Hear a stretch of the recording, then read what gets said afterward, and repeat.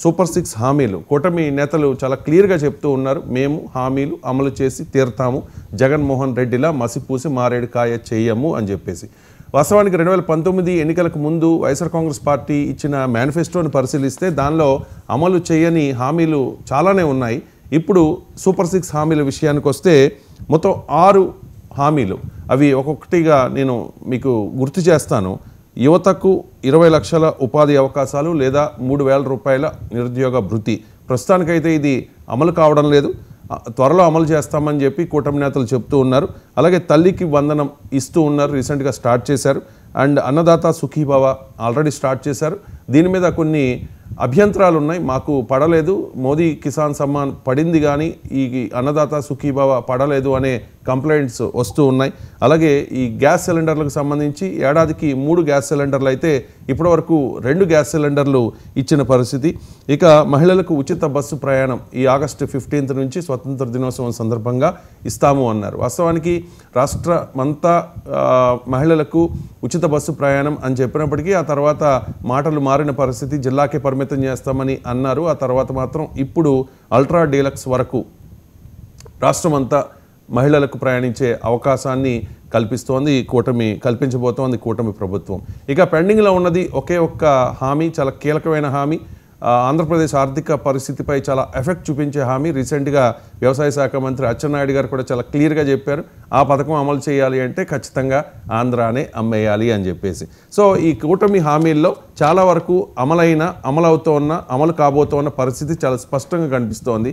కానీ జగన్మోహన్ రెడ్డి కూడా నిన్న చాలా అబ్జెక్ట్ చేశారు. ఈ ఏడాది కాలంలో చేసిందేమీ లేదు, తప్పుడు సాక్ష్యాలు అక్రమ కేసులు పెట్టడం తప్ప అండ్ ఏం అమలు చేయడం లేదు అనేది ప్రధానంగా మీ అధినేత చెప్తోన్న పరిస్థితి కూడా ఉంది. మీకున్న అసంతృప్తి ఏంటి? ప్రజలు చాలా అసంతృప్తిగా ఉన్నారు, రోడ్ల మీదకి వస్తూ ఉన్నారు. జగన్మోహన్ రెడ్డిని ఎందుకు వదులుకున్నామా, కూటమి ప్రభుత్వానికి ఎందుకు అవకాశం ఇచ్చామా, చంద్రబాబు నాయుడుకు ఎందుకు అవకాశం ఇచ్చామా, అయ్యో అనవసరంగా జగన్ వదులుకున్నాము అనే ఫీలింగ్లో ఉన్నారు అని చెప్పి వైసీపీ నాయకులు పదే పదే చెప్తూ ఉన్నారు. రీసెంట్గా నెల్లూరు పర్యటనలో కూడా తనను కలవడానికి వేలాది సంఖ్యలో ప్రజలు వచ్చారు, అయినా కూడా కలవనీయలేదు నన్ను. వాళ్ళందరూ కూడా రోడ్ల మీదకి వచ్చిందంతా కూడా ప్రభుత్వం మీద వ్యతిరేకతతోనే అని చెప్పి జగన్మోహన్ రెడ్డి చెప్పిన పరిస్థితి ఉంది. సో కూటమి ఇచ్చిన ఈ సూపర్ 6 హామీల అమలు విషయంలో వాస్తవాలు ఏంటి అనే దాని మీద ఇవాళ డిబేట్లో చాలా క్లియర్గా, అంటే ఉన్నది ఉన్నట్టు చెప్పబోతూ ఉన్నాం. బొట్ల రామారావు గారు, మీ అబ్జెక్షన్ ఏంటి? ఇప్పటివరకు నేను చెప్పాను, ఈ సూపర్ 6 హామీల్లో చాలా వరకు అమలవుతున్న పరిస్థితి కనిపిస్తోంది, కానీ ఇచ్చిన హామీలు అమలు చేయడం లేదు అనేది పదే పదే మీరు ప్రజలకు చెప్పే ప్రయత్నం చేస్తూ ఉన్నారు. ఏమంటారు బొట్ల రామారావు గారు, మీ అభ్యంతరం ఏంటి ఈ సూపర్ 6 హామీల విషయం? ఒక ఏడాది పైన దాదాపుగా 14 నెలల పాలన పూర్తి చేసినటువంటి యొక్క ఆంధ్రప్రదేశ్లోని నవ్యాంధ్రప్రదేశ్లో ఈ యొక్క చంద్రబాబు నాయుడు గారి సారథ్యంలోని కూటమి సర్కార్ ఇచ్చినటువంటి హామీలను అమలు చేయడంలో తీవ్రమైనటువంటి వైఫల్యం చెందిందనేది మనం కళ్ళకు కట్టినట్లుగా చూస్తున్నామండి. అదే కళ్ళకు కట్టినట్టు చెప్పండి మీరు దయచేసి. అదే చెప్తున్నా, కళ్ళకు కట్టినట్టు చెప్పే అవకాశాన్ని నేను మీకు ఇస్తాను. ఇక్కడ సూపర్ 6 తో పాటు వీళ్ళు దాదాపుగా వాటిని కలుపుకొని 143 దాకా హామీలు ఇచ్చారండి. కానీ ఏ ఒక్క హామీని కూడా ఇప్పటి వరకు ఖచ్చితమైనటువంటి విధానంతో అమలు చేయాలి. వీళ్ళు అసలు ఈ మధ్య కాలంలో సూపర్ 6 అంతా అమలు చేసామని చెప్పి చంద్రబాబు నాయుడు గారు మాట్లాడుతూ దీని మీద ఎవరైనా సరే మాట్లాడితే వాళ్ళ మీద చర్యలు తీవ్ర పరిణామాలు ఉంటాయి అని హెచ్చరిక జారీ చేసినటువంటి అంశం కూడా చూసాం. ముందుగా ఉద్యోగాల గురించి మాట్లాడుకున్నామండి. నేను ఈ రాష్ట్రంలో నిరుద్యోగులకు అండగా ఉంటాను, ప్రతి సంవత్సరం కూడా 20 లక్షల ఉద్యోగాలు నేను కల్పిస్తానని చెప్పి ఇచ్చినటువంటి హామీని ఏదైతే మెగా డిఎస్సీ పేరుతో కూడా చెప్పినటువంటి హామీ అది వాయిదాలు వేసుకుంటా వస్తున్నారు. మేము రాగానే మొట్టమొదటి సంతకం అని చెప్పినటువంటి హామీకే దిక్కులేనటువంటి పరిస్థితి ఉంది. అట్లాగే నిరుద్యోగ భృతి ఇస్తామని చెప్పారు. ఎవరైతే ఉద్యోగం ఇవ్వడమా లేకపోతే ఉద్యోగం లేకుండా ఖాళీగా ఉంటే అది ప్రభుత్వం బాధ్యత తీసుకొని ప్రతి నెల 3,000 ఇస్తా ఉన్నటువంటి హామీ అది తీవ్రంగా వైఫల్యం చెందారు. అసలు ఈ రోజుకి ఆ ప్రస్తావనే లేదండి. అట్లాగే మనం చూసాం, ఏదైతే మేము మా నాయకుడు జగన్మోహన్ రెడ్డి గారు ప్రతిష్టాత్మకంగా ప్రవేశపెట్టినటువంటి అమ్మఒడి పథకాన్ని మేమే తీసుకొచ్చామని చెప్పి ఈ మధ్య మాట్లాడారు. తల్లికి వందనం పేరుతోటి వీళ్ళు చేసింది ఏంటి, అంతకుముందు ఏదైతే టాయిలెట్స్ కి దానికి సంబంధించి లోకల్ హెడ్ మాస్టర్ అకౌంట్ కి మేము కొంత 1,500 జమ చేస్తే దాన్ని విమర్శించినటువంటి వీళ్ళు 15,000 రూపాయలు ప్రతి బిడ్డకి ఇస్తామని చెప్పి మాట తప్పి కోత విధించి రకరకాలు 2 వీలర్స్ ఉన్నా 4 వీలర్స్ ఉన్నా ఆర్థిక పరిస్థితి కరెంటు ఎక్కువ వినియోగించిన కోతల పేరుతోటి లక్షలాది మందికి గొంతు నొక్కారు. అయితే ఇక్కడ 2,000 రూపాయలు వీళ్ళు తగ్గించి దాన్ని కలెక్టర్ గారి అకౌంట్ లోకి పెట్టినటువంటి పరిస్థితి చెప్తా ఉన్నారు. ఇది ఎంతవరకు సమంజసం అనేది కూడా ఆలోచించాలి. మనం ప్రజలు ఆలోచిస్తున్నారు. అట్లాగే మనం చూసాం ప్రతి రైతుకు కూడా 20,000 రూపాయలు ఇస్తామని చెప్పి మన రఫీ గారు కూడా చెప్పారు. ఆగస్టు 15 తోటి ఫ్రీ బస్సు, ఆగస్టు 2 తోటి మేము అసలు రైతు భరోసా ఏదైతే అన్నదాత సుఖీభావ పేరుతోటి రైతుల ఖాతాలోకి ఇస్తున్నామని మొండి చేయి చూపారు.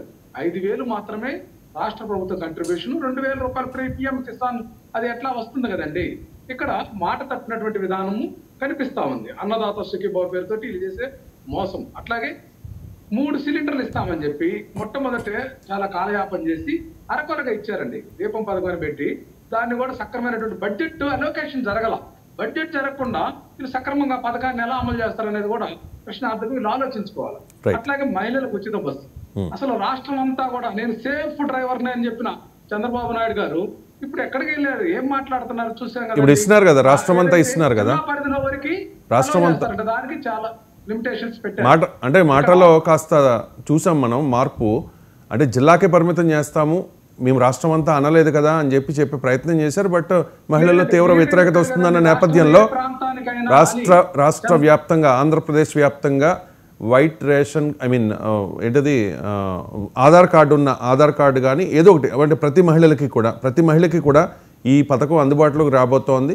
ఆగస్టు 15 నుంచి గుర్తింపు కార్డు, వాళ్ళు మూడు గుర్తింపు కార్డు. లెట్ మీ మీకు మాత్రమే కాదు, నేను ప్రేక్షకులు కూడా చెప్పాలి కదా. 3 గుర్తింపు కార్డులు ప్రభుత్వం చెప్పింది. ఆ 3 గుర్తింపు కార్డుల్లో ఏదో ఒకటి చూపిస్తే వాళ్ళు ఫ్రీగా పల్లె వెలుగు దగ్గర నుంచి అల్ట్రా డీలక్స్ వరకు ఫ్రీగా రాష్ట్రమంతా ప్రయాణం చేయవచ్చు. ఓకే, చెప్పండి. వాళ్ళు చెప్పిన మాట అదండి. కానీ వాళ్ళు ఇప్పుడు మాట మారుస్తున్నారు. చంద్రబాబు నాయుడు గారు చాలా స్పష్టంగా రాష్ట్రం మొత్తం ఎక్కడైనా సరే తిరగచ్చని ఆయన ఇచ్చినటువంటి బహిరంగ సభల హామీలు మనం ఇక్కడ మాది మసిపూసి మారేడుగా చేయడానికి వీల్లేదు కదండి. ఎందుకంటే ఈరోజు టెక్నాలజీ ఉంది, యూట్యూబ్ లో ఆన్లైన్ లో అన్ని కనిపిస్తున్నాయి వాళ్ళ హామీలు. ఇక్కడ చెప్పినటువంటి మాటలు అబద్ధం చెప్పామని ఒప్పుకోవాలి ఇక్కడ తెలుగుదేశం పార్టీ వాళ్ళు. ఎందుకంటే ఉచిత బస్సు ప్రయాణంలో ఇన్ని ఆంక్షలు, మహిళ అయితే చాలు రాష్ట్రం మొత్తం తిరగచ్చు అని చెప్పి ఈ రోజు మరలా ఆధార్ కార్డులు అవి ఇవి చెప్తున్నారు. ఏ బస్సులు లెక్కిస్తారో అదే తర్వాత తేటతనం అవుతుంది. వాళ్ళ ఇంటెన్షన్ మనకు తెలుసు కదా. గతంలో కూడా ప్రపంచ బ్యాంక్ పేరు చెప్పి సంక్షేమ పథకాలన్నీ కూడా రద్దు చేయాలనేటువంటి ఆకాంక్ష చంద్రబాబు గారిది.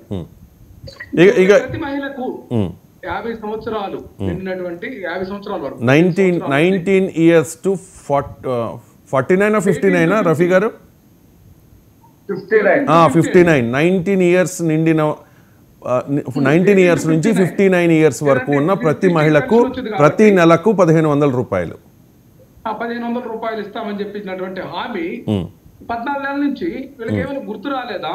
వీళ్ళు ఇచ్చినటువంటి హామీ ఈ మధ్యనే చెప్పాడు వ్యవసాయ శాఖ మంత్రి, మీరు కూడా చెప్పారు అచ్చెన్నాయుడు గారు, ఈ రాష్ట్రాన్ని అమ్మేయాలి, ఆ పథకం అమలు చేయాలంటే వీళ్ళ యొక్క దుర్మార్గమైనటువంటి విధానం. వీళ్ళు హామీ ఇచ్చేటప్పుడు తెలియదండి వాళ్ళకి, అసలు ఇవన్నీ చెప్పలేదండి. వీళ్ళు సంపద సృష్టిస్తాం మేము, ఈ రాష్ట్రాన్ని మాకు అనుభవం ఉంది, 40 సంవత్సరాల ఇండస్ట్రీ అని చెప్పిన చంద్రబాబు నాయుడు గారు ఈ రోజు అసెంబ్లీ సాక్షిగా కూడా చెప్పారు రాష్ట్ర ఆర్థిక పరిస్థితి బాగలేదని.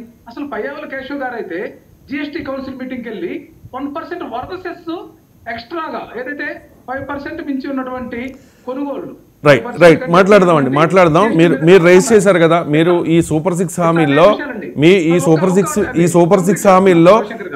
సిక్స్ హామీల్లో ఎక్కడెక్కడ లోపాలు ఉన్నాయి, ఏవి సరిగా అమలు చేయడం లేదు, అమలు చేస్తూ ఉన్నాము అని చెప్పి లబ్ధిదారులు ఏ రకంగా తగ్గిస్తూ ఉన్నారు, ప్రజల్లో అసంతృప్తి ఉందా అనే విషయాన్ని మీరు చెప్తూ ఉన్నారు కదా. ఓకే,